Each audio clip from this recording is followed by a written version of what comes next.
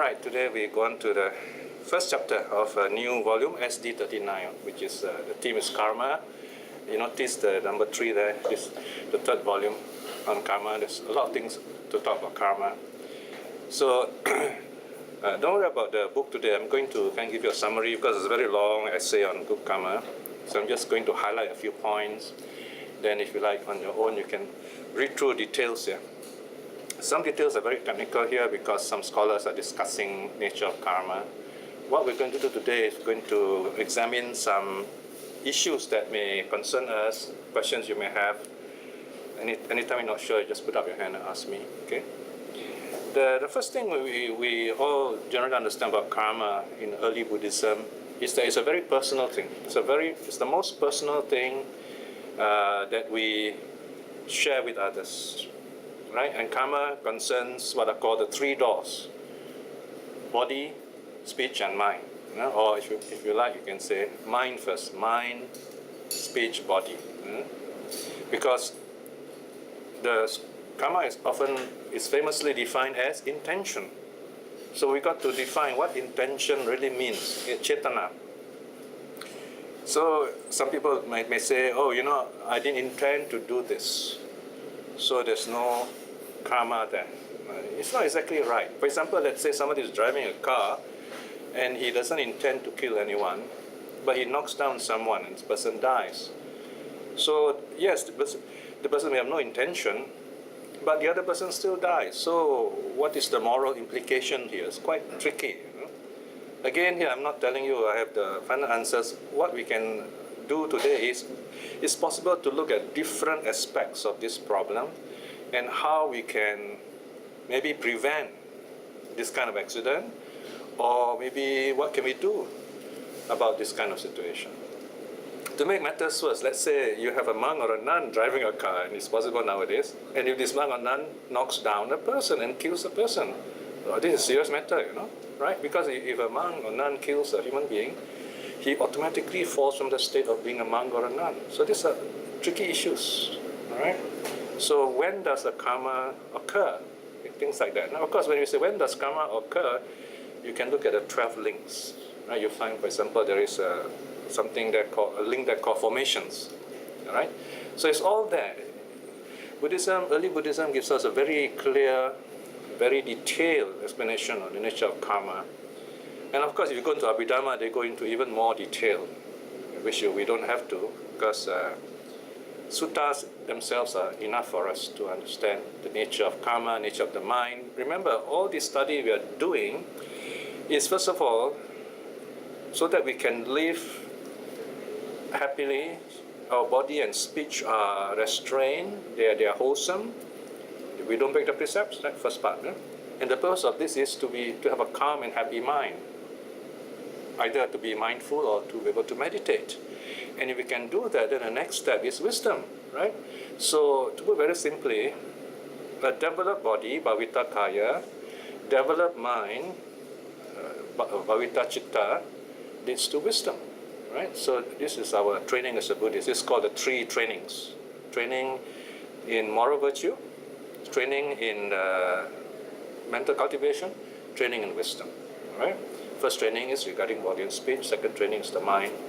And third one is understanding everything that we can experience. That's called wisdom. Yeah? Wisdom is not just knowledge.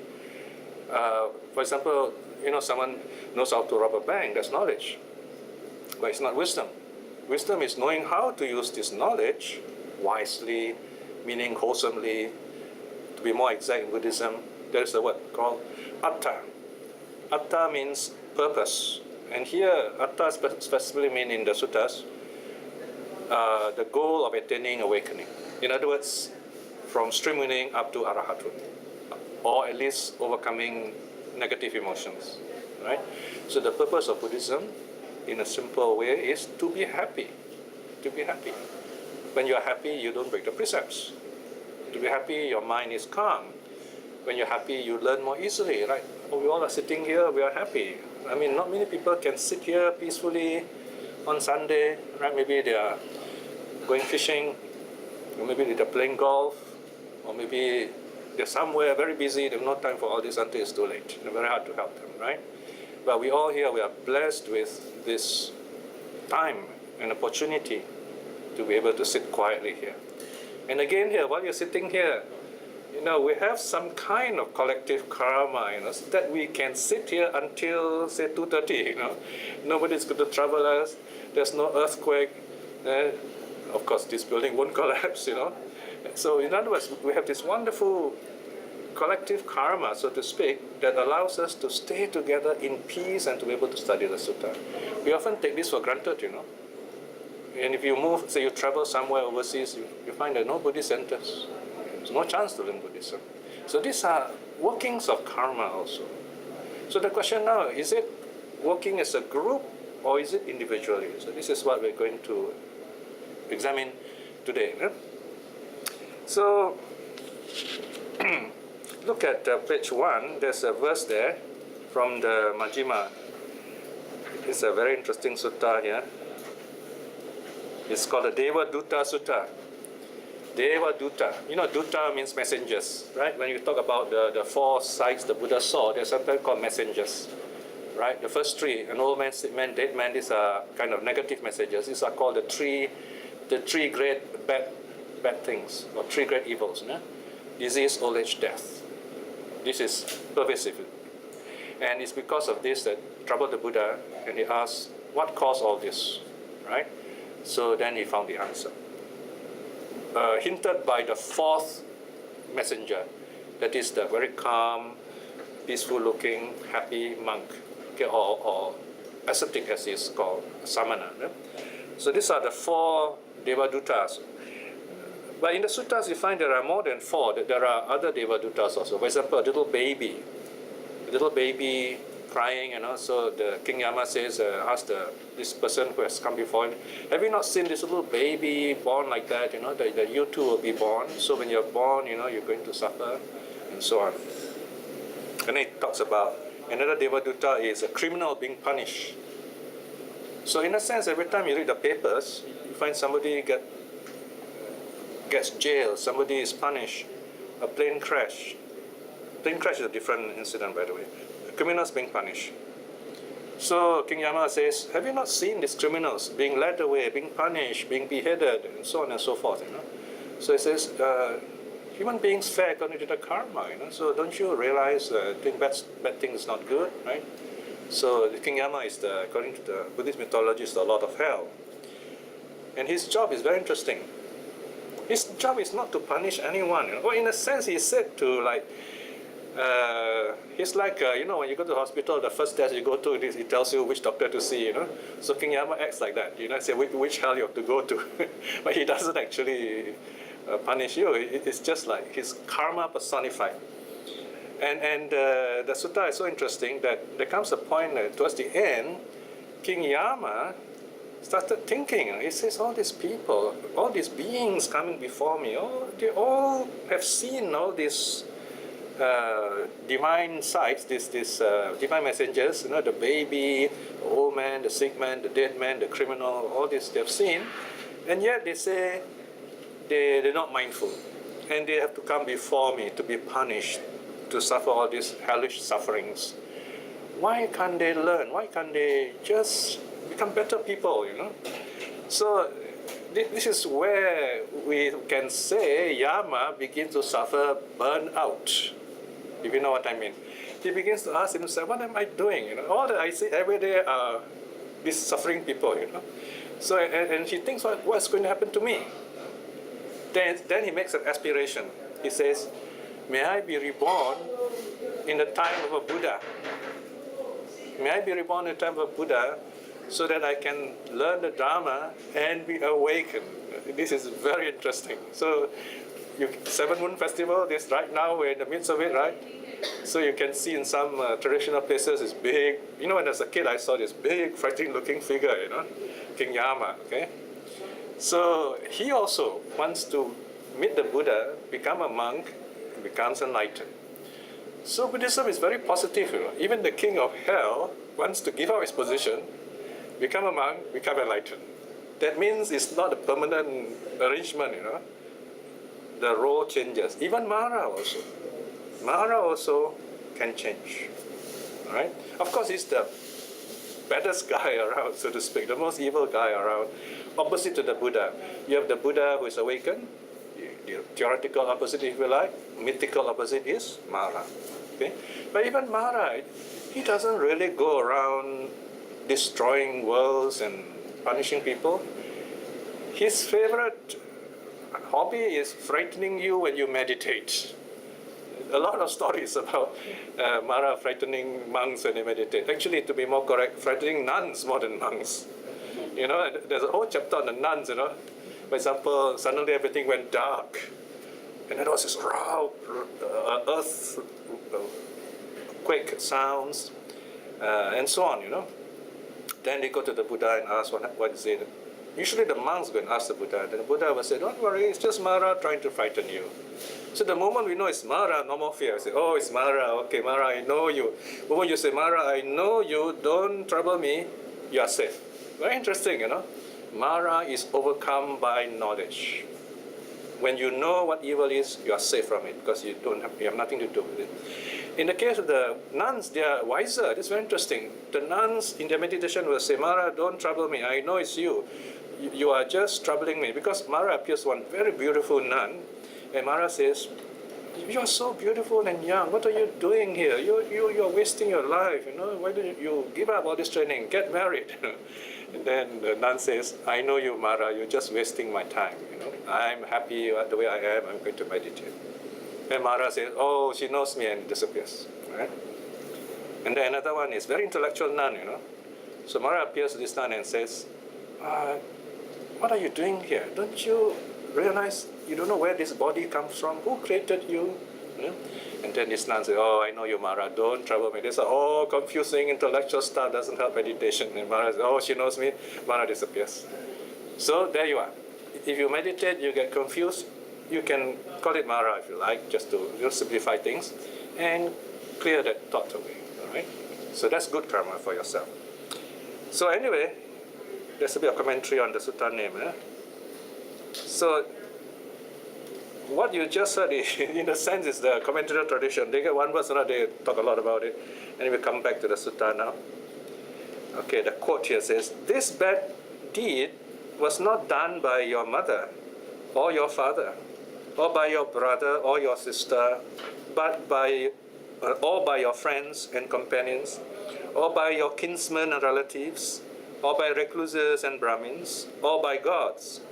This bad deed was done by you yourself, and you yourself will feel its results. This is the key teaching of karma. Personal accountability, personal responsibility. We are responsible for our own actions. Okay, this is the basic idea. Then you have this situation, for example, this plane MH130, and there's some other planes crashing. So what about this? All these people in the same plane, and all of them died. Okay, there are cases where some do survive. Very interesting. So is this group karma? Just to hint at, give you a hint at this early stage, we can say that these are coincidences of karma. For example, all of us gathered here. Okay, we all have faith in the Dharma. We have the time, opportunity, the interest. So here we are gathered together. So if you like, you can call it group karma, but it's very important also to remember that each of us have got our own individual karma. It just happens that all our karma coincide. We have this interest together. And then maybe together we say, okay, let us, donate robes to the monks or offer food to the monks. We do it together. Again, it's individual karma because a thought rises in you and then you decide to do it together. So in a sense, you have some kind of connection. Okay. In early Buddhism, they don't mention this connection, but in Chinese Buddhism, they mention this connection. They call it yanfen, this kind of certain kind of karmic connection. So Sariputta says something very interesting. He says, like, when you're offering dana, if you do it alone, then your benefit, your karmic benefit is that you'll be rich in the next life, but you won't have many friends. On the other hand, if you encourage other people to give, especially in a group, but you don't give yourself, then you won't be rich in the next life, but you have a lot of friends, right? But so the best thing is to be a part of giving, to join the communal giving.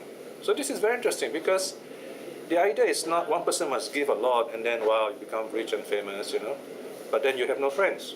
The idea is to do it communally. So this idea of community is very important there, doing it together.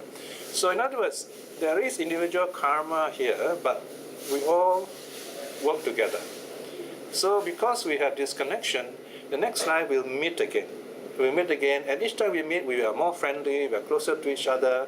When we meet, we feel very comfortable with each other. Isn't that wonderful, right? That is why we are also taught to practice loving kindness, even to forgive our enemies. People who have hurt us, we need to forgive them.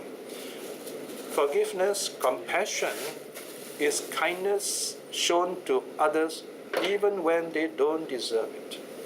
That's what compassion is. So wonderful and so great. You are kind to them, you forgive them even when they don't deserve it. If you can do that, you have followed the path of the Bodhisattva, the path of the Buddha. Okay? It's not easy. That is why we respect the Buddha. The Buddha forgave Devadatta. The Buddha, in all those stories in the past, the Jataka stories, find the Buddha is so compassionate, right? But there's a very important reason here for us why we should forgive our enemies, people who hate us, or people we hate even. Because if we don't, we'll be born again, and this whole cycle will repeat itself next life again. We're going to play the same role, we're going to suffer all over again, and you're going to, it's really not worth it, right? So when we forgive our enemies in this life, we say, may you be well, may you be happy.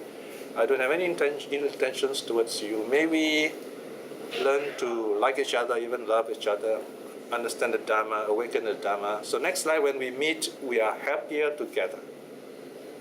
So every life we become closer and closer, right? That's why you find when you come here, you feel so close to each other, because in past life also you have been close to each other. And if you build this up, it's even more wonderful. Then the Dhammapada commentary goes on to talk about marriage, There's a very beautiful story of this young man, how he was a foundling. Foundling means his parents left him along the roadside, don't want him anymore, and was found by a rich man. But the rich man has another son. So somehow the family wanted to get rid of this poor boy. But things never work out. He's always safe. His good karma always saves him from all the dangers. For example, once he was put in the middle of the road, so that some cows that walking along there will trample him and die. He's a little baby. But for some reason, the story goes that the cow has this idea, oh, it's a baby, and they just sidestep. They won't step on the baby. But anyway, this is nothing magical here. Generally, cows will never step on another living being because the cow's going to fall, But anyway, this little baby could be missed, So the baby was safe. And then finally, there's a message. This boy cannot read. The message written by this evil stepfather says that I sent it to this some powerful man in the faraway village. He says, the bearer of this son is a bad person. Please kill him. Imagine this little boy has to carry this young man, actually, to carry this letter, which is going to kill him. He can't read, you see. Then he was going to go, and he meets his stepbrother, that's the real son of the rich man. And the rich son is playing some game, and he's always losing. So he says, brother, I'm always losing, Where are you going? So I have an errand for father, I say, oh, never mind. I'll do it for you. You play my game. So you beat this person, you win, So the young man said, okay. So the real son went instead, with the letter, So the real son got killed, but this boy survived. So every stage, he went through all kinds of dangers, he survived. In the end, he grew into a man, he got married, and very happily married. Then the Buddha says, love arises like a lotus in the waters. It arises in two ways. You have been kind to each other in the past, and you love each other now. So you have past karma, present condition, right? So we need to build all these conditions. We are together because of past karma, but do not assume too much of past karma, because some marriages don't survive just based on past karma. So you need present conditions. You've got to build it up by practicing loving kindness. And loving kindness is a very wonderful practice because it is a karma limiter. It's a karma destroyer, even if you like, Because if you regularly practice loving kindness, may I be well, may I be happy, you're at peace with yourself, you find it's very hard for you to break the precepts. If you are filled with loving kindness, you will never break the precept. You're unlikely to break the precept. So we cannot just follow precepts alone. You must back it up with loving kindness. Right? And if you have loving kindness, people try to hurt you also very difficult. They're unlikely to hurt you because you're so filled with kindness, your face is peaceful, they look at you, they change their mind. Somehow they dare not hurt you. It won't work. All right? So that's how karma works. Second example. The third example, the sutta says that whatever bad you may have done, and if you practice loving kindness and you realize these wrong things that you have done, the result will not go beyond this life. It will end right here. It won't follow you life after life. In that sense, it's a karma limiter.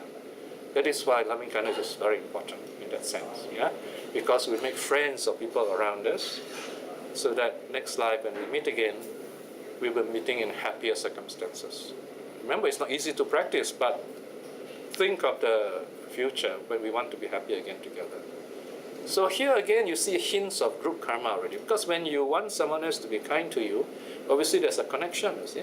And if you think of a family, of a group, of a country, of a community, Buddhist community, for example, right, you have group karma. So already we have a hint in the nature of group karma here. It starts with individual karma. When the individual karma coincides, we have same idea, for example, loving kindness, and then you do things together, whether in close proximity like this, like studying suttas here, because when you sit here, I have a chance to teach you, so you have a good karma listening to the Dharma, I create good karma by teaching and also learning, right? So together we have this wonderful group karma. At the same time, we are taping this study, so we're putting it online by a couple of days' time. Somebody in Chile, in Canada, in Switzerland, Australia, elsewhere, we're going to watch this, and they also benefit. So you can see how this karma, grows. Karma is not static; it grows, and it's very hard to really know how wide and how fantastic the networking is. The Buddha says this is one of the things we can never imagine. Achinteya, you can't imagine. It's too I don't know, in the computer science they say it's impossible to imagine. Even the way computer works. Right? So this is karma is to do with personal responsibility, and yet there is this group aspect of it. Then on page 3 you have some more examples. You have monks who live in groups. No? The 5 monks are most famous. The first followers of the Buddha are 5 monks. The story of the 5 monks are very interesting. It goes back to the time of Prince Siddhartha, the child Siddhartha, when he was born. When he was born, the king invited 108 Brahmins, okay, to bless the child. 8 of them were very wise. They were soothsayers. In other words, they could tell fortune. They could tell the future of this child. So 7 of them put up 2 fingers. They said, this child, if he stays at home, remains in the house, he'll be a great king. But if he leaves the home, he becomes a great teacher. But one, the irony is the youngest of them, Kondanya, he puts up 1 finger on it, and he says, this child surely will become a great teacher. All right? So he started knowing the Buddha. His karmic link with the Buddha was, you might say, of all the monks, he's the first to know the child Siddhartha. And then after he followed the career of the prince. So you can imagine, let's say to be such a famous soothsayer, Brahmin soothsayer, you should at least be in the mid-teens, say 16, 17, 18. Because they train their whole life, learning all these religious things. So by 16, you can say they're quite adept, quite expert in their teachings. So, I mean, imagine if Charles Siddhartha is 1 year old and he's 16 years, you keep on adding 16 years, but probably he's older than that. So when the Buddha left home about 35 years old, enlightened 35, he left home around, anyway, is it? No, we got enlightened 35. So minus 7, roughly, about 28. About 28, he left home. So I used to joke some late 20s friend.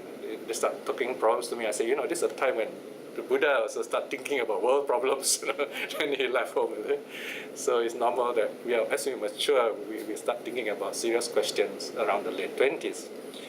So when Kundanya saw the young Siddhartha left home, he was very happy. He said, there you are, so I was waiting for this. So he certainly went around and tried to look up all the other Brahmins. Most of them are old and dead already. So he contacted their sons. Most of them didn't want to follow him, but 4 of them followed him. Wappa, Mahanama, Badia, and Asaji. Asaji is the youngest. So these 4 and Kundanya decide to become followers, helpers of the ascetic Siddhartha, not Buddhaya. So in other words, you see, they created their common karma already by serving the Buddha. So then later when the Buddha got enlightened, obviously the Buddha went to them first because they have been following the Buddha, and Kundanya was declared the eldest of the monks, or the oldest of the monks, if you like. Oldest in a real sense of the word, really old, and he knew the Buddha right from the birthday of the Buddha. So when they listened to the Buddha during the first discourse, they all awakened as arahats. They awakened together. Okay, Stringvina Kundanya was the first, but as arahats, they all awakened together. I suppose either at the same time or very near the same time of each other. As recorded in the Anatta Lakkhana Sutta, the discourse on the characteristic of non-self, the second discourse. So that's an example of group karma. So group karma is a way of talking. Okay, it's not really a karma by itself, because karma happened all individually. All the 5 monks, their karma ripened, their karma ended in a sense because they're arahats all at the same time. So because it happened at the same time, in the same place, we say group karma. Right? So that's the one technical difference, right? So of course, if someone says, is it possible? You can say, yes, group karma is possible. There's nothing wrong in saying that. Yeah? But technically, you must know the difference. Karma works on an individual basis, in other words.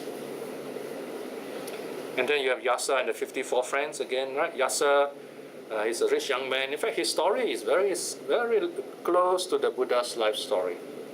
So we do not know the life story of the Buddha, but the story of Yasa is better known. So some scholars say that probably the early storytellers took Yasa's story and also made it story of Prince Siddhartha, because it's very, very close to the story. It doesn't matter anyway, because Yasa is presented to us as a young man who, again, went through this angst.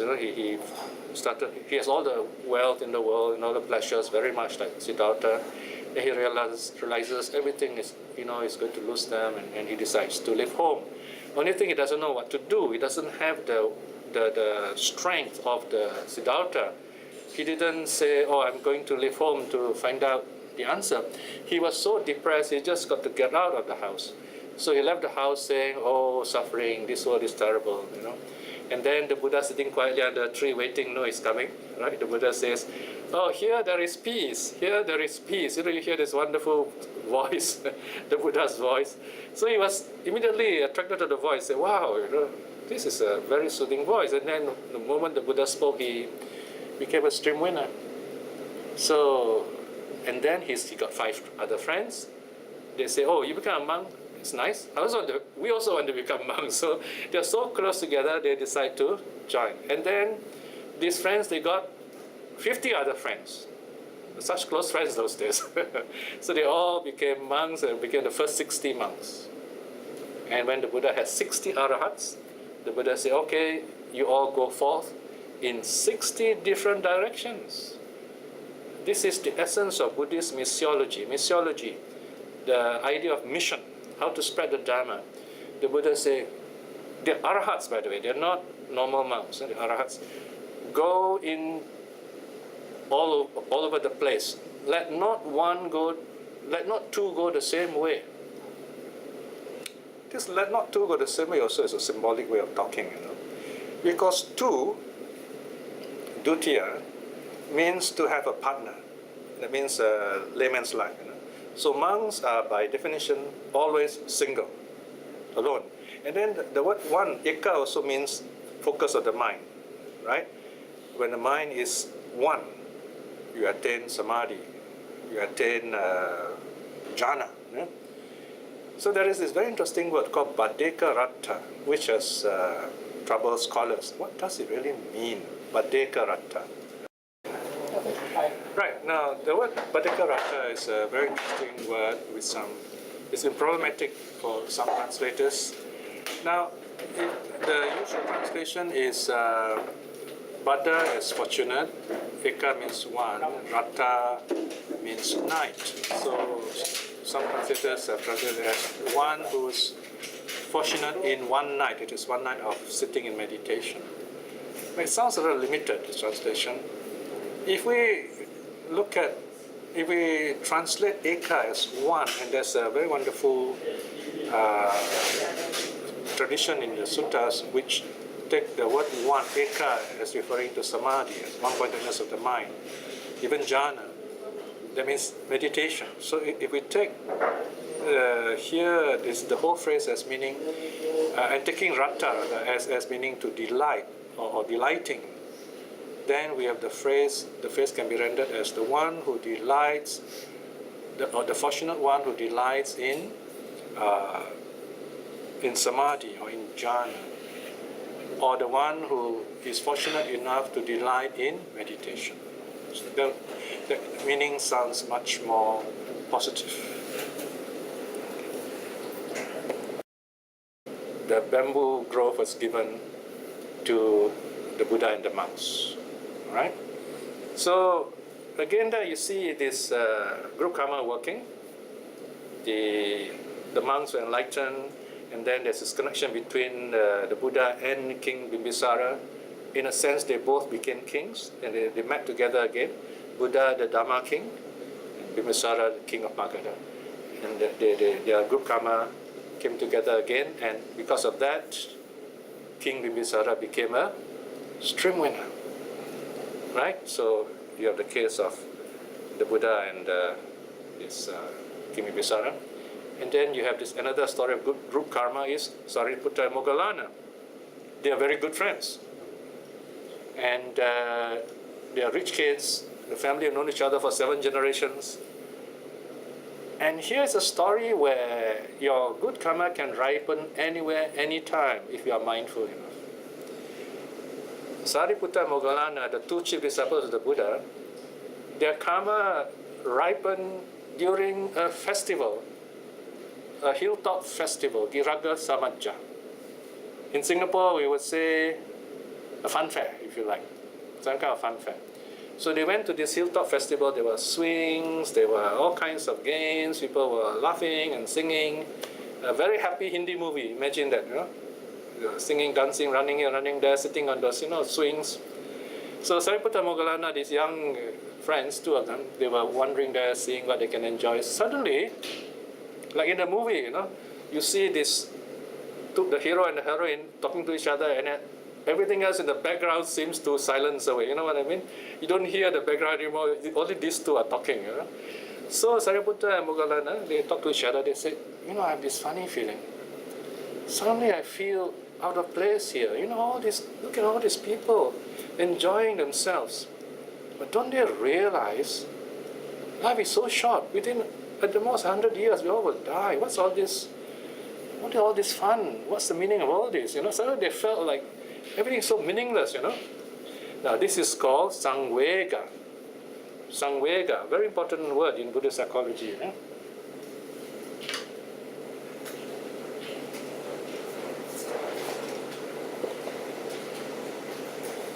Samvega is a word, if you translate into German, or the Angus would be a good translation.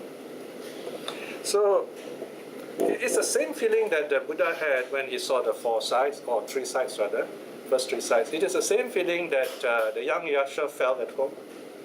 So here this Sariputta said, I just cannot connect anymore with all these frivolities. And then Moggallana said, I also feel the same way. So here you see, Sariputta and Moggallana, they're very good friends, and their karma also ripen kind of together, right? So this is where if you have good karma, you study the suttas, you study the dharma, you practice your meditation, you find it's very easy to get along with your friends. Very easy to accept each other.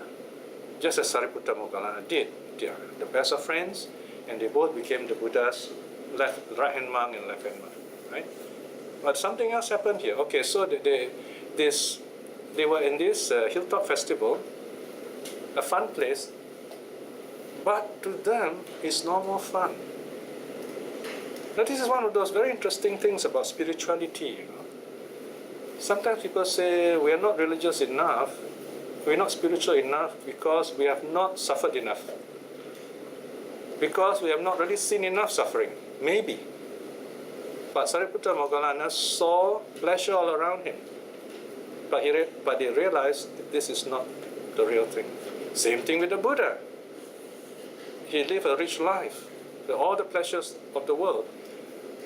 He found that's not the answer. Same thing with Yasa. He also was a rich kid and he found that's not the answer. So in other words, what the Buddha is saying, live as happily as you want. Make all the money you want. Get all the power you want. Do whatever, get whatever pleasure you want. One day you realize, wow, is that all? And then you get out of it. So in a sense, as a layman, it's okay for us to work hard, make money, enjoy life. But then we will realize, wow, is that all? And you find you are ready to go a little further each time. I'm not saying you renounce the world in this life, but you definitely will understand impermanence. And you build up this wonderful understanding of renunciation. Renunciation is a gradual thing.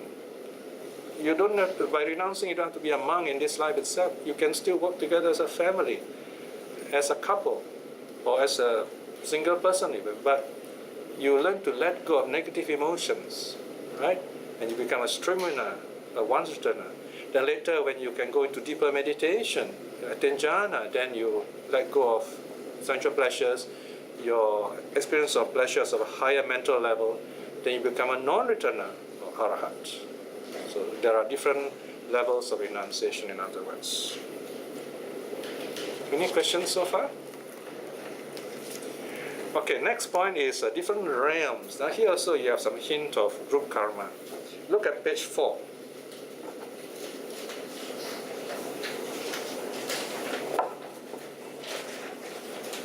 These are called the 7 stations of consciousnness and the 2 spheres.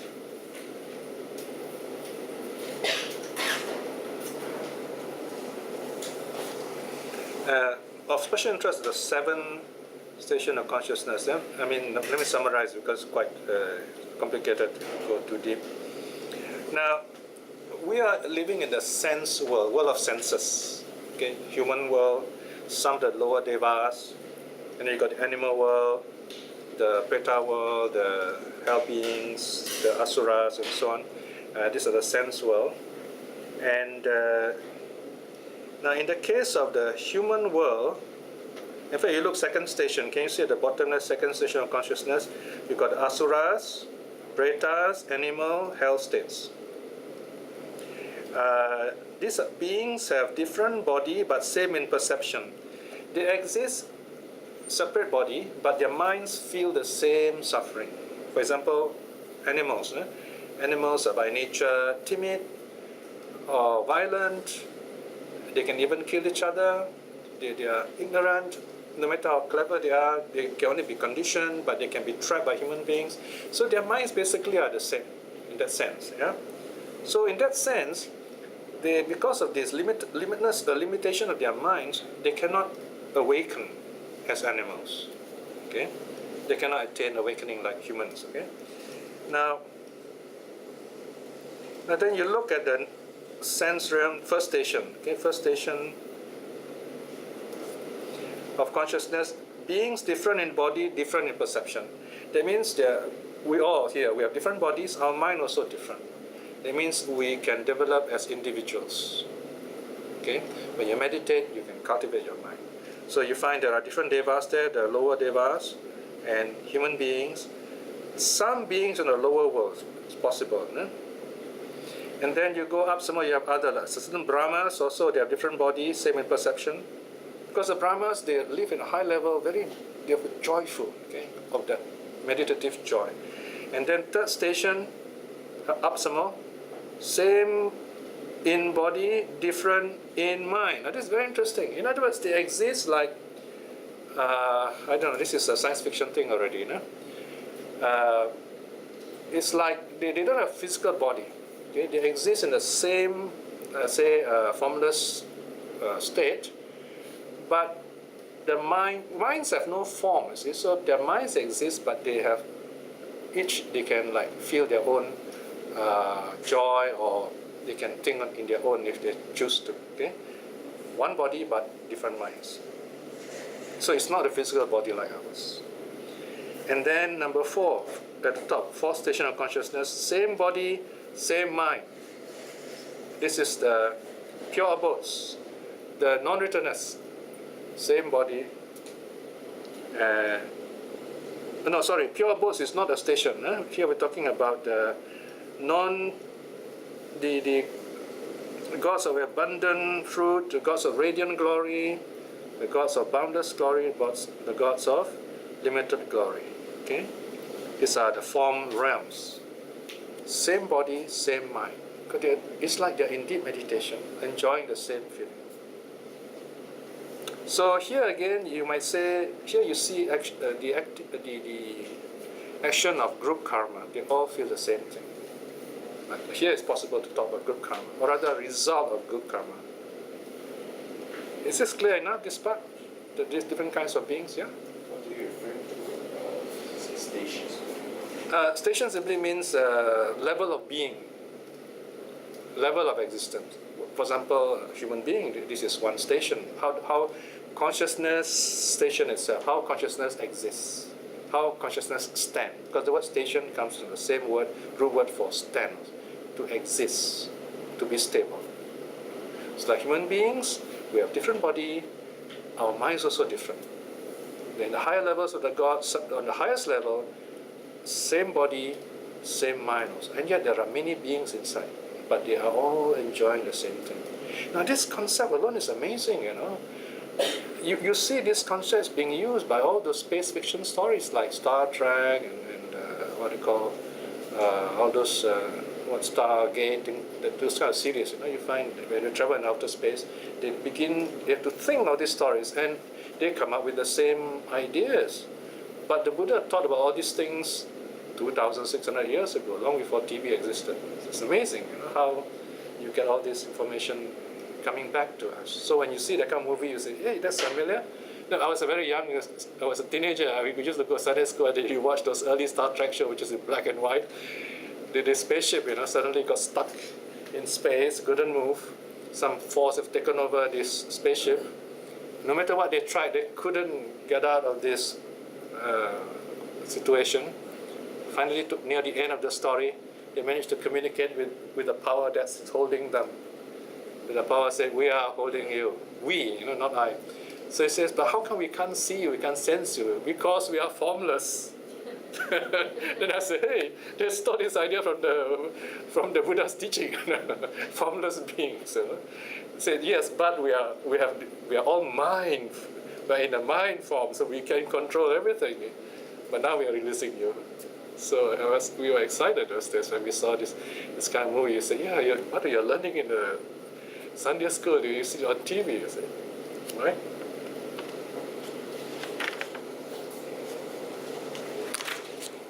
Then you have the story about Sakra, how Lord Sakra in Chinese, they say Ting Kong became Lord Sakra. Okay? And this is a very beautiful story. promoting social work. All right, this is on page 6. Can you see 2.2 there? Okay, if you missed, the story is there. The story starts with one person, Magga. He's alone, but he's a very filial son. You see, for example, he believes that you should respect parents and support the family and so on. Then he decided to do some kind of social work. He decided to benefit others outside the family also. So, in the Buddha's time, travel is very difficult. It's not like today that roads are everywhere, there are trains. In the Buddha's time, there's a lot of jungle. There are roads. The roads were built by the kings, but they were not always good. So, and some of the roads are, you're like deep in the jungle, and there's no water, no shade sometimes. So what Magga did was he leveled the road. He helped to level the road, dig wells for thirsty travelers, plant trees so that tired travelers can rest in the hot sun. He did things like that. Build little huts for them as rest houses. And then 33 other young men saw this. They also decided to join him and work with him to do this wonderful, what we call today social work.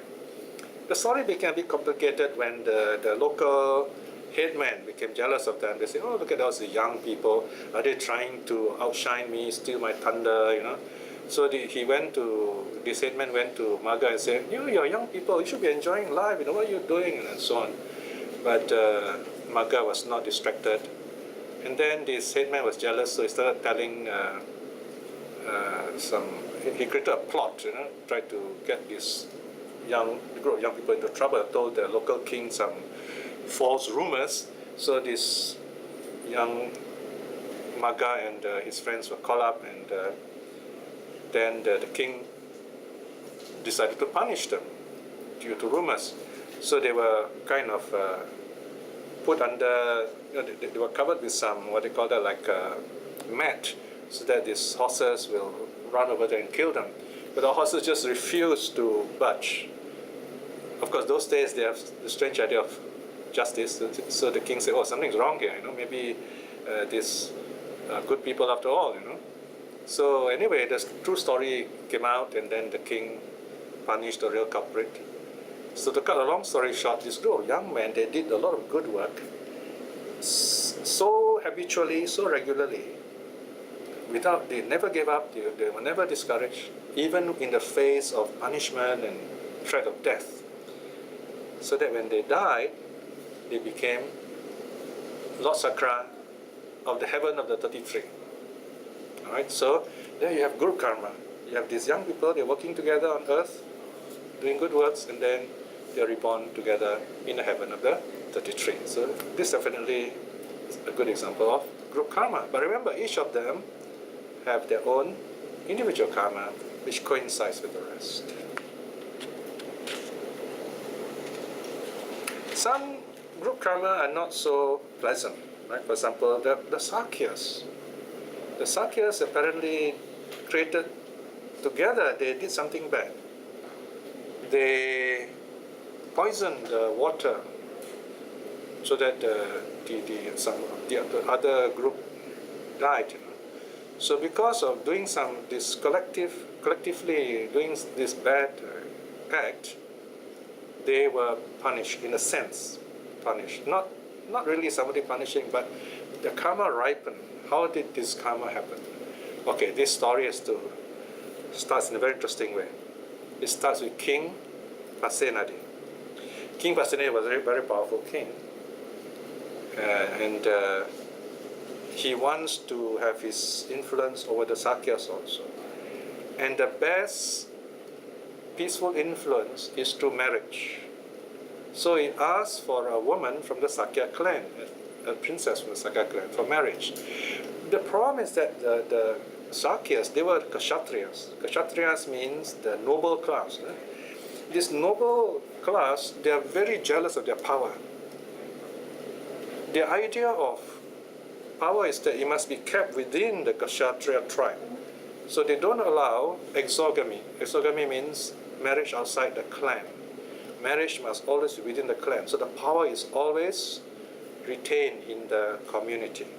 So they are in a fix. When the king asks for a princess, Sakya princess, they don't know what to do, because if they say no, the king might attack them, they're not strong enough. If they say yes, then they break their own tradition, their own rules. So Mahanama, or the Sakya leader, did a ruse. They lied to the king. They sent to him a low caste woman. Okay, a servant, in fact. Suppose she's not pretty and noble in gait, you know. So the king married her, thinking that she's a Sakya princess. And she has a child called Vidudaba. Then one day, this Prince Vidudaba, he was sitting on a bench and he got up, and then he was walking away, and there's this cleaning lady came. She had to wash the seat. He says, oh, these people, you know, why do they sit everywhere? Don't they know their cars and so on? So he heard all this, something spilled. In other words, saying, he said, why does the lady talk like this? And moreover, he's not allowed to go back to see the Sakyas, you know. Then he began to understand. His father was cheated. He never told the father, but he knew that he was born from a low caste woman. By then, probably he was like a late teenager, could think for himself. So he was very angry. He vowed vengeance. So he vowed that when his time comes, when he becomes king, he will punish the Sakyas. Okay? So, now the story went on, and then one day the king died. In fact, the king died under very sad circumstances, because the king also killed a lot of other people. Sometimes the king would kill families, you know, to make sure that his families do not take over his power. So you can imagine, his general, whose family he killed, was very angry with him. He was waiting for the right time. So his last moment, the king's last moment, was spent with the Buddha. He went to talk to the Buddha. The Buddha was 80 years old, the king also was 80 years old. When kings go to see the Buddha, especially in the King Pasenadi, he has to leave all his royal regalia, the crown, the sword, the royal cloak. He left it outside with the general. The general now tells himself, now it's the chance. Because all you need to do is rush back to the capital with all these royal regalia, royal trappings, and crown Vidudaba as the king. So he took the whole army back with him, and he left the Pasenadi alone. So Pasenadi was deserted with just one old servant woman, and he had to go back. Okay, he didn't realize what was going on. Of course, I asked myself this interesting thing: why didn't he go back to the Buddha and ask for help? You know? Karma. Somehow the thought didn't come to him. He wanted to rush back to the palace. So by the time he reached the palace, the gates were closed, and the guards were told not to let in anyone. So the poor king was left outside in the cold. India can be very cold at certain times of the year at night. So he died in the cold, alone, with this servant woman. And the son was proclaimed king. So imagine this king died a terrible death. So anyway, Vidudaba now is king. Said, now I can avenge my mother. So he's going to attack the Sakyas. So he did that. He got his army, but the Buddha was there. You remember the story, right? The Buddha stood there across the river, and Vidudaba was over there. Then Vidudaba did not attack because Buddha was there. The Sakyas also were waiting, but they were trying not to fight. Then Vidudaba felt very uncomfortable. He has respect for the Buddha. He tells the Buddha, why don't you come over here? The tree over there has so little leaves, and it's so hot there. Why don't you come over here? It's a polite royal way of talking. Then the Buddha also replied, polite royal way. He says, the shade of my relatives are cool enough for me. Hinting to the king, do not attack the Sakyas. Then the king went away. The second day, the king came again. 3 days running, the Buddha was there. Then on the third day, the Buddha revealed what's going on. Now this is not in the suttas, this is in the commentaries, okay? So the Buddha revealed the situation and said, wow, these Sakyas, they have done something bad in the past, and this karma is just going to happen sooner or later. So the Buddha cannot be, there all the time. So the Buddha just went away. So here, the meaning of this story is that even Buddhas cannot change our karma. We must change the karma ourselves. So Viduddhaba attacked the Sakyas, massacred them. And this Sakyas, the story went, was so peaceful in mind by nature after Buddha came from there already. So they didn't really fight, and many of them died. But the story also was told that many of them fled. So some of them went to the Himalayas, elsewhere, and they started their own kingdoms. So here you have example of group karma also. The Sakyas as a clan poisoned water and killed a lot of people. So now the karma came back to them. That's one. Then another interesting example of group karma is King Viduddhaba himself. So after the massacre, the army tired, they rested. Okay? They rested. There is this place which is a dry riverbed. You know, you go to Tamanagara during when there's no rain, you see lots of rivers with no water, very little bit of water on it, and you can actually play and you look at the rocks and so on. You know. But you have to be very careful. We are advised, if you hear sound of thunder in the mountains, you must get out of the dry riverbed immediately. People were known to drown there. You know, you see the river flows down like this, and you face the sea. In other words, your back is to the source, you know, so you don't see the mountain. So there you are collecting your rocks or playing, and you don't see this water rushing down. The water can be very strong, the current coming up from the mountain, and these people just get washed away. Right? Very strong current. So Viduddhaba and his army, they were resting on this dry riverbed. And some in the bed itself, some along the sides, some on the banks, higher banks. Now, this is very interesting. The storyteller, this is from a Dhammapada commentary, storyteller is Buddha Ghosha. He says, that night, it rained in the mountains, so the water was going to rush down from the mountains, and it's going to fill the whole bed and going to wash down to the sea. So those people with good karma, those soldiers with good karma, ants came and started biting them. So they were so uncomfortable, they kind of move up up to the bank, right? But the others, the ants didn't bite them, so they would go on snoring, sleeping. And then this big rush of water from the mountains came down and drowned everyone, washed them to the sea. So here you have a very interesting example of good karma, where those whose karma are good, they somehow survive. Of course, you might say, you can use this story when somebody got bitten by ants, I suppose. It's a very nice story for children. They start crying, they got bitten by ants, and say, okay, that's the time I'm going to tell you a story about when ants bite you, it's a good sign, right? So here you are. This person's good karma, the ants bit him and they move up slope.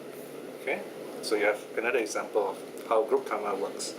Some suffer bad results, some good results. Any questions before I go on?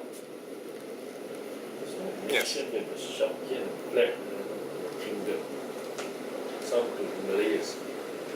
Himalayas, yeah. In Nepal, there's a tribe. Yes. Who claim themselves to be Correct. Sakyas. Yeah, that's right. They even used, possible. They even used the name Sakya. Yeah, possible, I would say. Maybe goddesses from Sakyas, right? Yeah, that's what they say. Yeah. So, of course, we won't know, see, but possible. Right. Thì người Nhâm á, mà chuyên con đem tù cả the world. By aspiring, say, may I be reborn in the time of the Buddha. Yeah.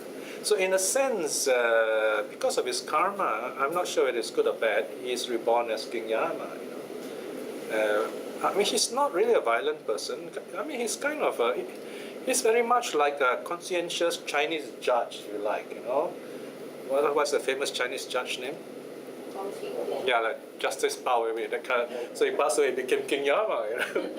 He's a very wise judge, always asking those people who came before him, said, why you come before me? You know what's going to happen to you, you come before me. Huh? I didn't invent hell, but don't you realize when you are alive, did you see all the signs that there's no point doing bad, So he aspired, said, may I be reborn in the time of the Buddha. So just like what I've been telling you, we just need to aspire. In this life itself, I aspire to be a stream winner. So your mind will direct it in that way. You must not keep saying, oh, it's not possible, very hard. Then of course you are limiting your own karma. because it's just an aspiration. I mean, what's there to waste? I mean, what's there to fear? You just say, may I attain stream meaning in this life? In other words, may I walk the path? You know, this path is a long, long way, you know. You might take 7 more lives, right? At the most, of course.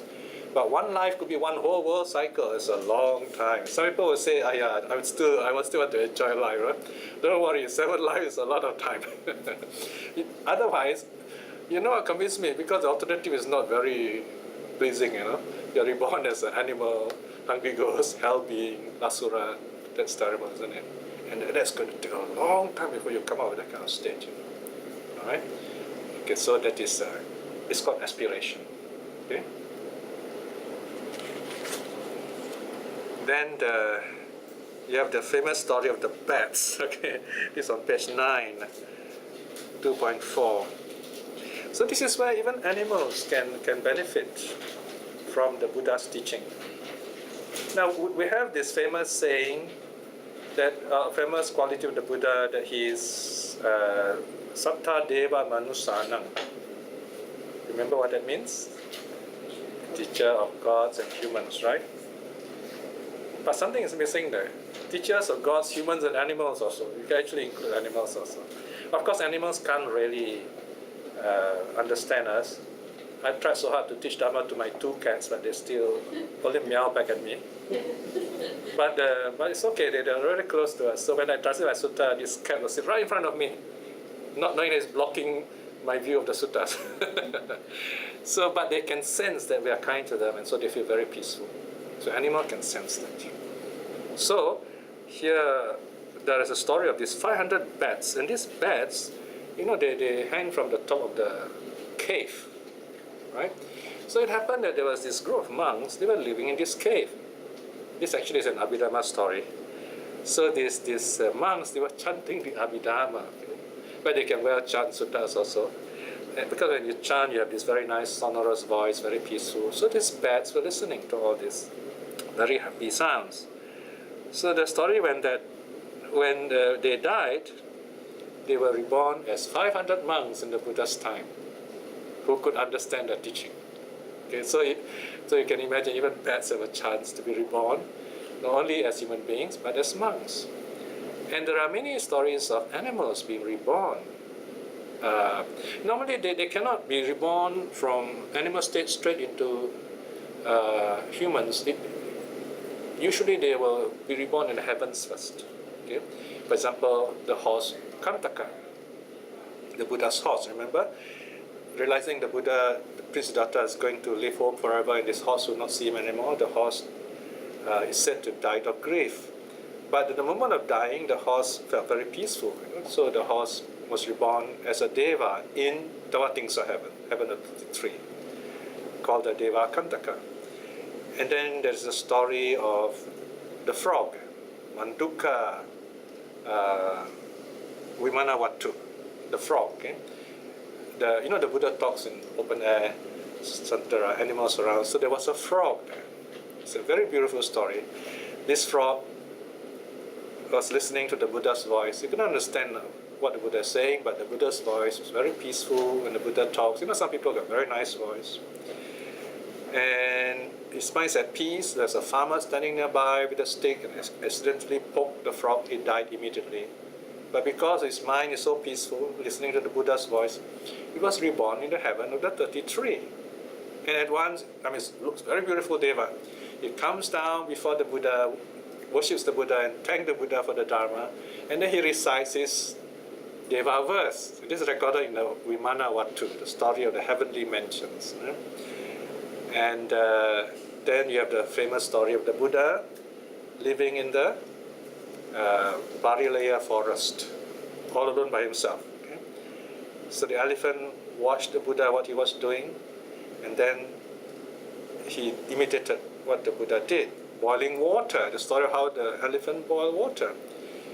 The elephant took the stick, so he used his trunk and twirled the stick and then got the fire and put all these tiny twigs together and started the fire. And then it rolled around rocks into the fire.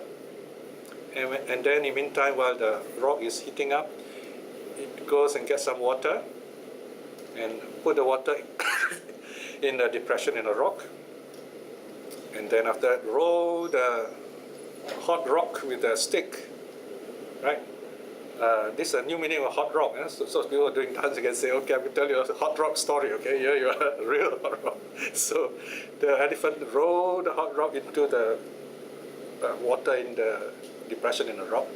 And when the water is warm, then the elephant goes to the Buddha and tug the Buddha's hem, the edge of the rope, and tell you, your warm water is ready, sir.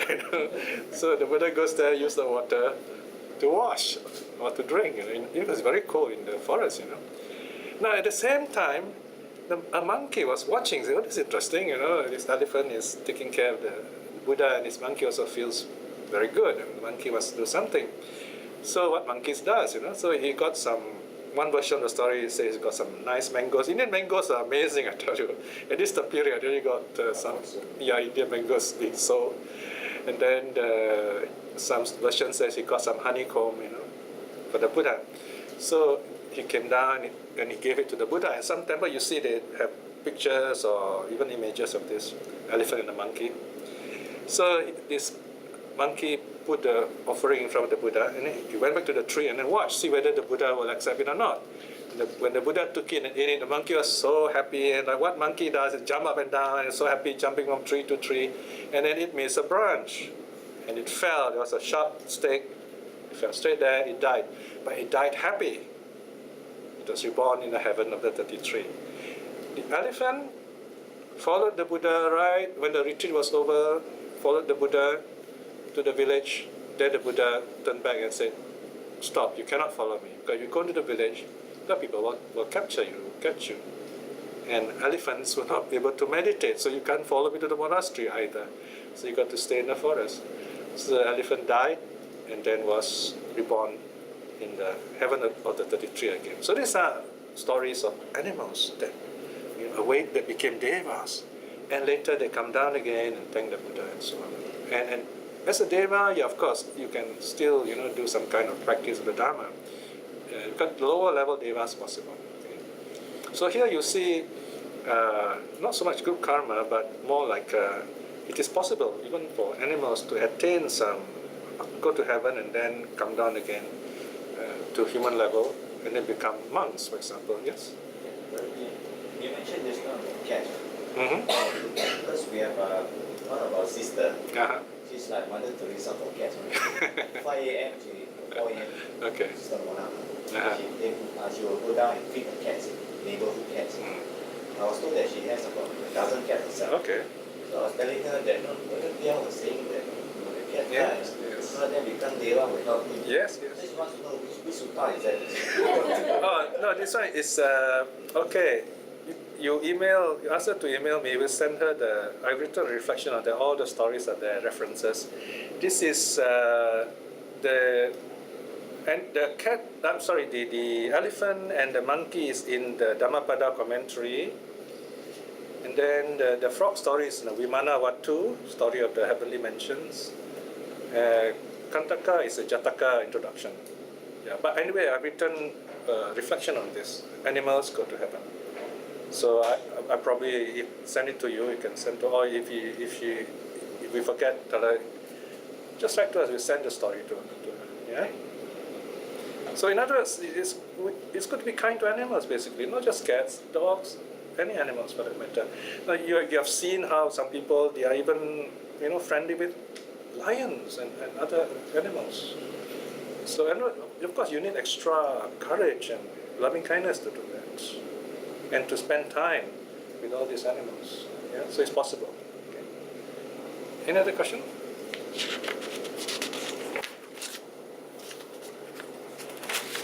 All right, so a lot of stories there. Eh? So of course, if you look at the story of the Buddha, you find as a Buddha, he has this wonderful family, Yashodhara, Rahula, the king, and so on.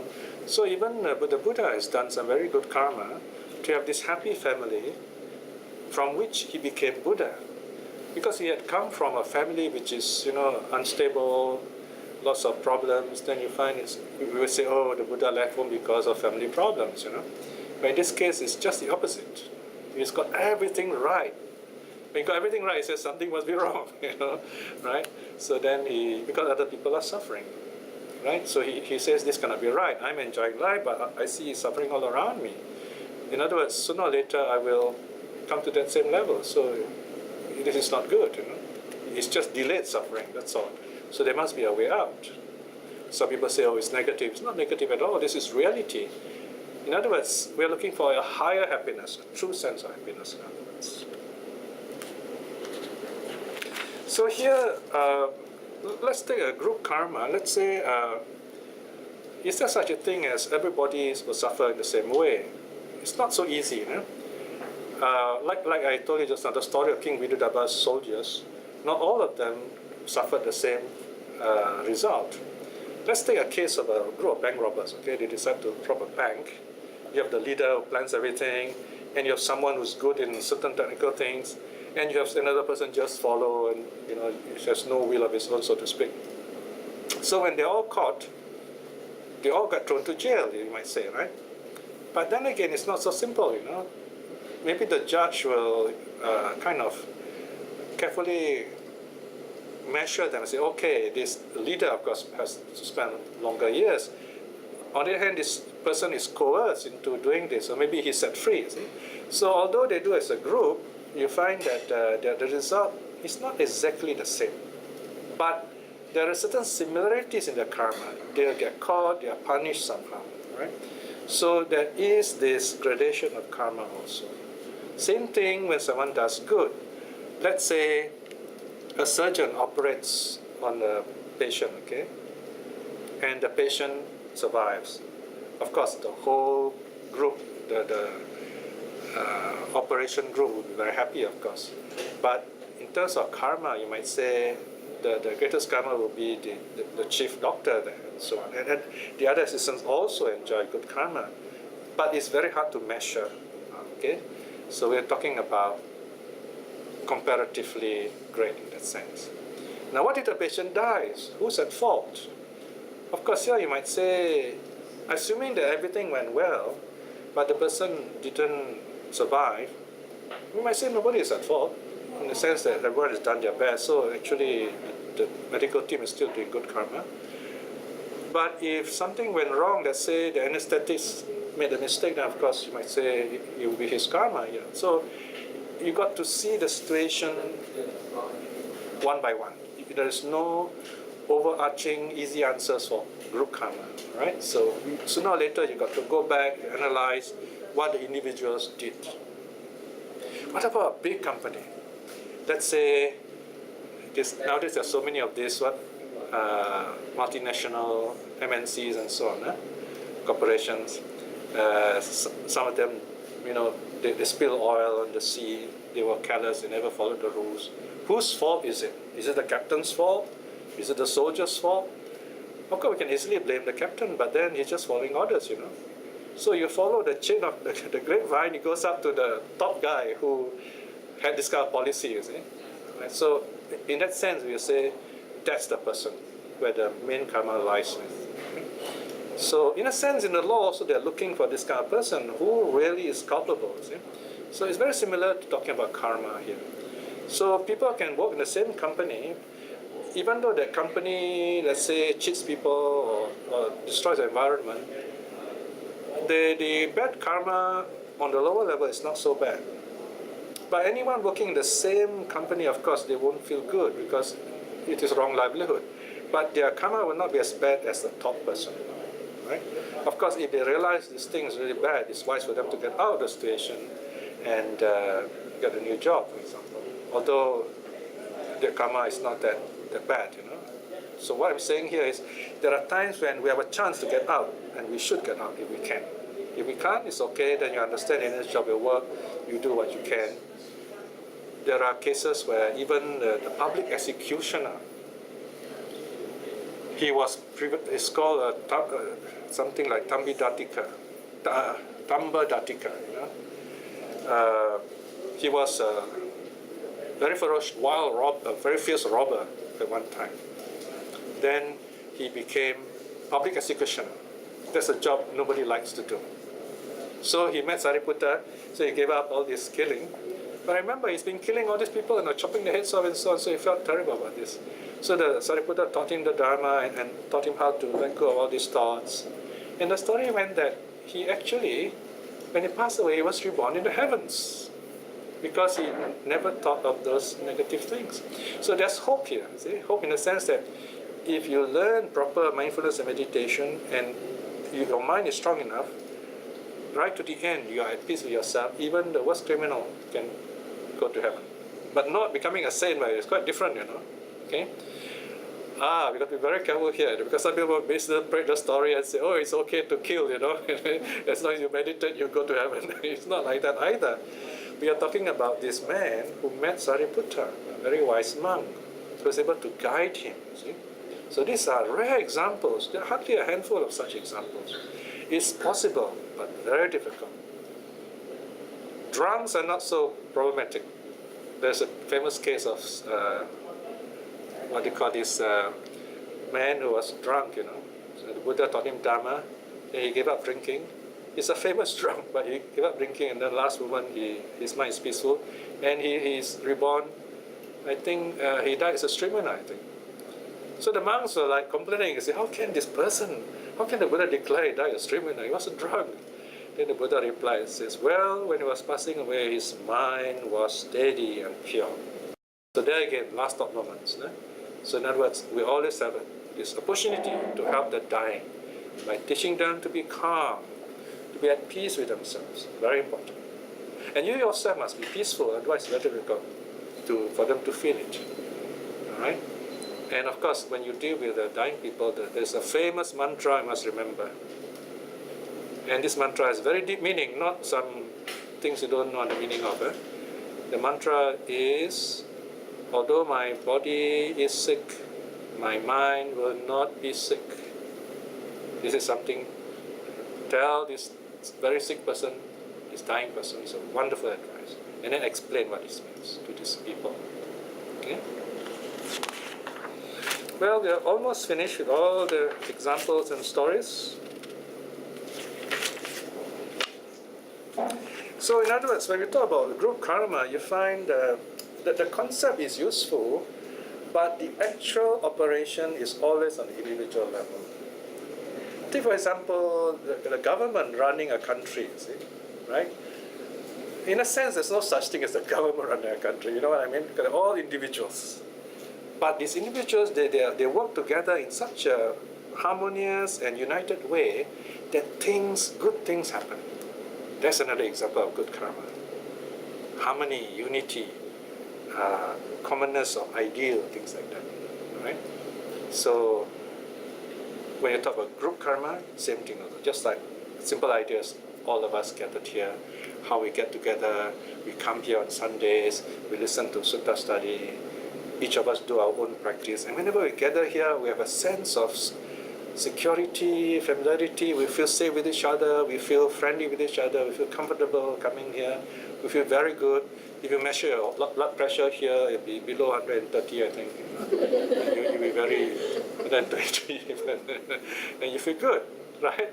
So that's an example of how group karma works in a good way. Okay? So, it's quite, we really talk a lot, huh? So, time already, yeah. Okay, we started late. So any questions? A few minutes for questions if you have. Yeah.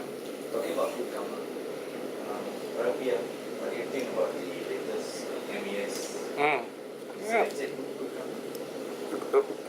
Which one is it? Which one are you talking about? 17? The plane crash. Got shot now. Okay.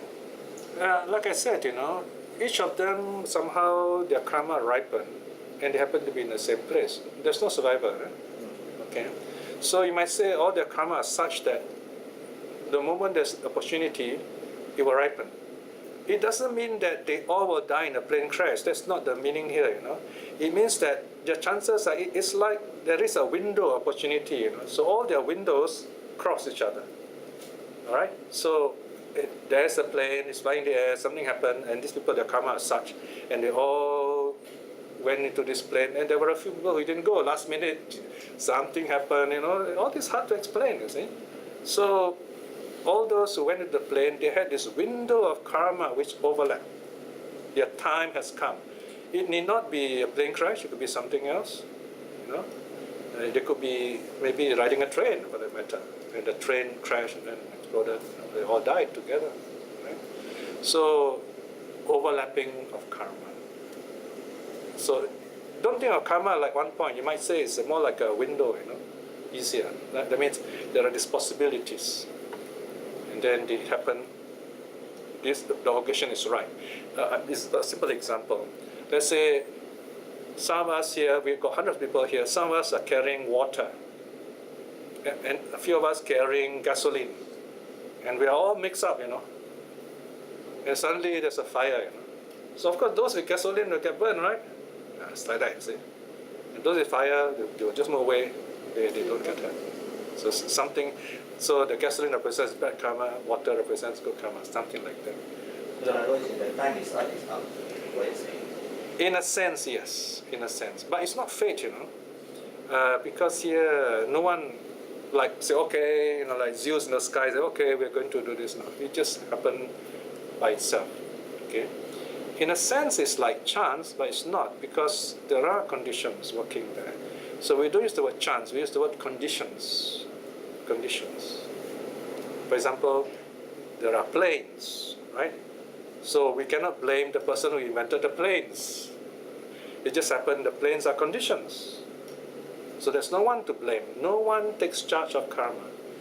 It occurs by a natural cause-effect, conditionality. Right? Yes?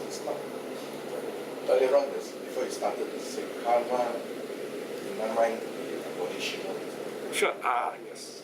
You say like a nun, or for example, anybody drives a car, accidentally knocks down somebody and kills the person. But there was no volition on his part to kill the person. Yeah, that's true. You see, of course, but the argument is this. I don't think if it's a good monk or nun, you will take it lightly, because it's a terrible thing to know that you have killed someone. Take it further, like Yeah. let's say SP6, for example. Okay. The pilot took off from the wrong runway. And a lot of people died because of decision. Okay. So would he be responsible for that? Okay. In this case, like I said, he has no intention. In that case, it's very clear, because he didn't intend to kill those people. So technically, it's not culpable. However, you know, you have to examine other things. Okay, these are very uncertain cases. So the answer is again very theoretical. Okay, assuming, let's say, for example, if this person had been unmindful, he might have been drunk the previous night, and he's supposed to be resting, but he kept quiet about it because he wants to get some extra money, and he made some lapse of judgment.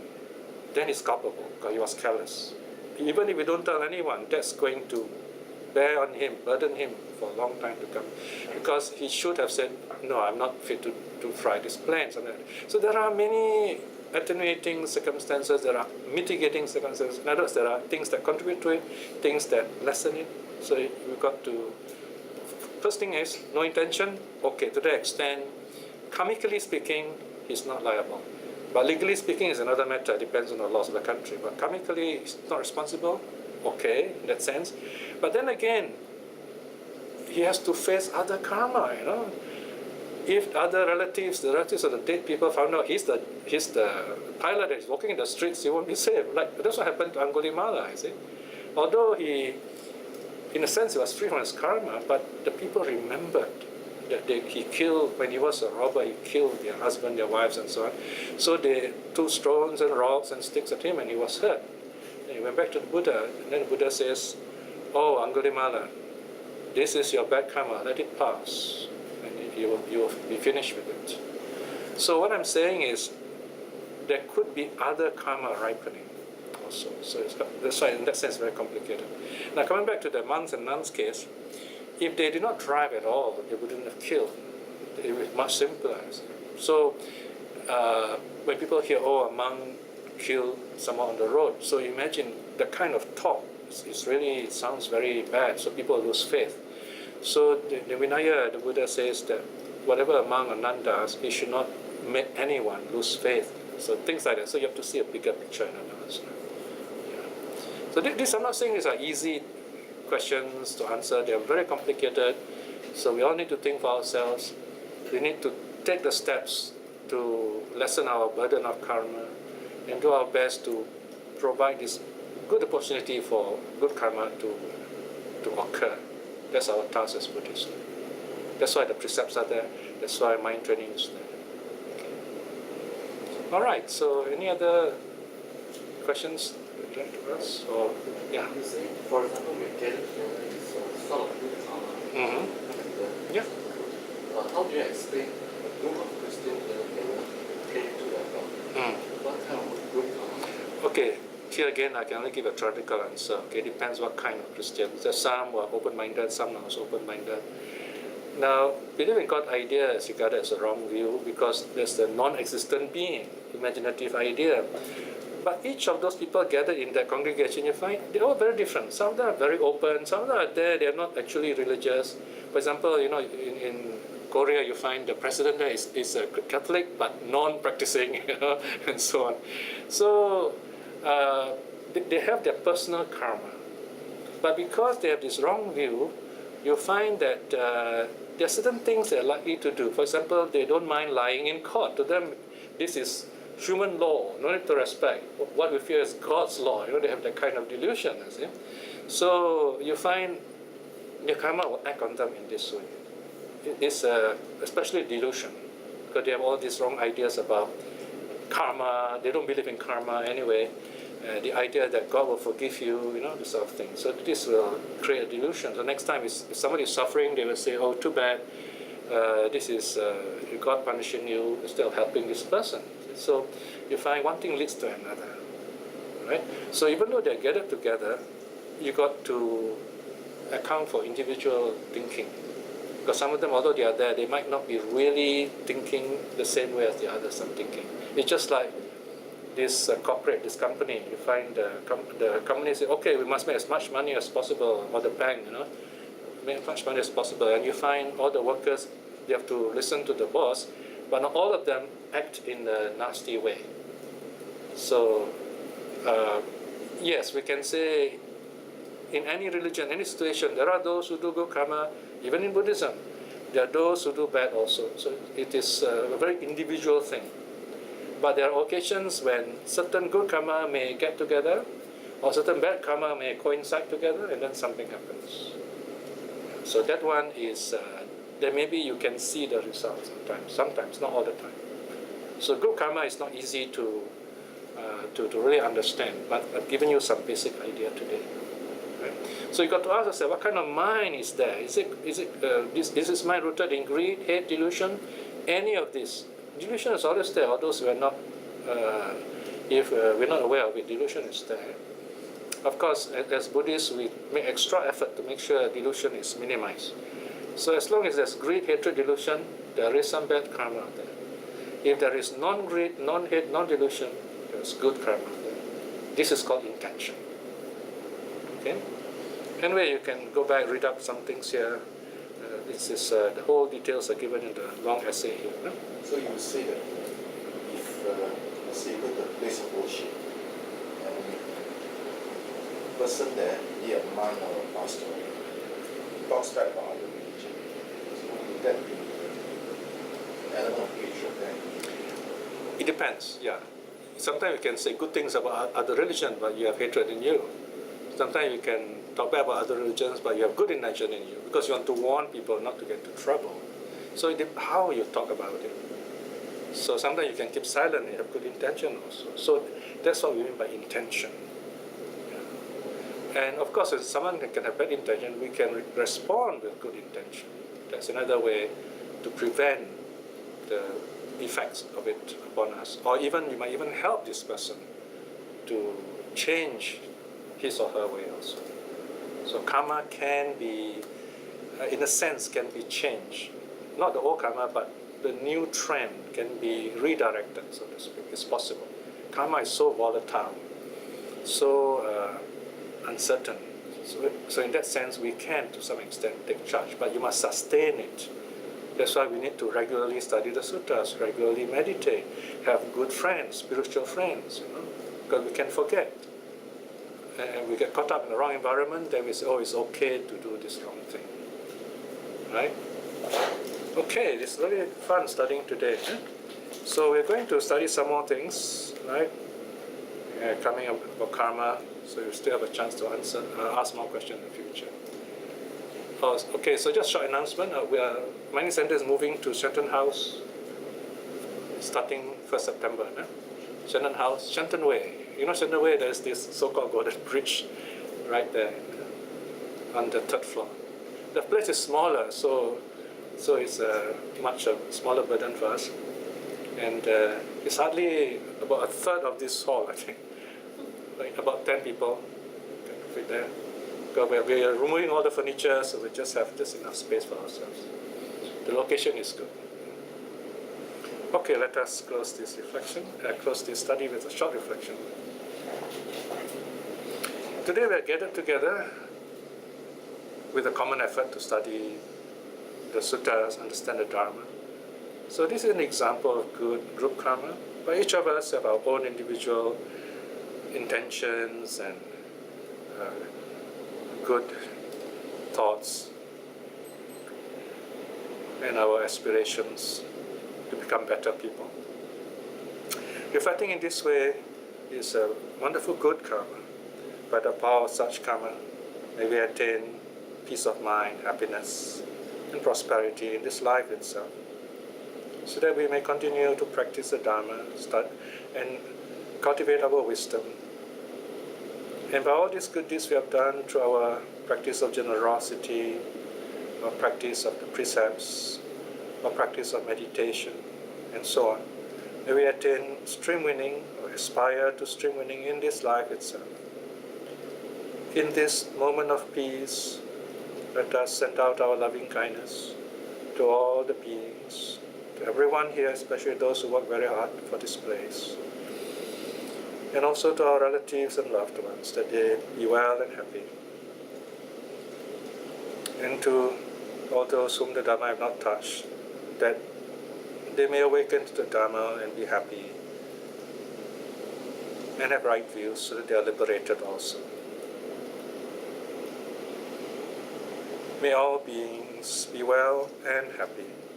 Sadhu, sadhu, sadhu.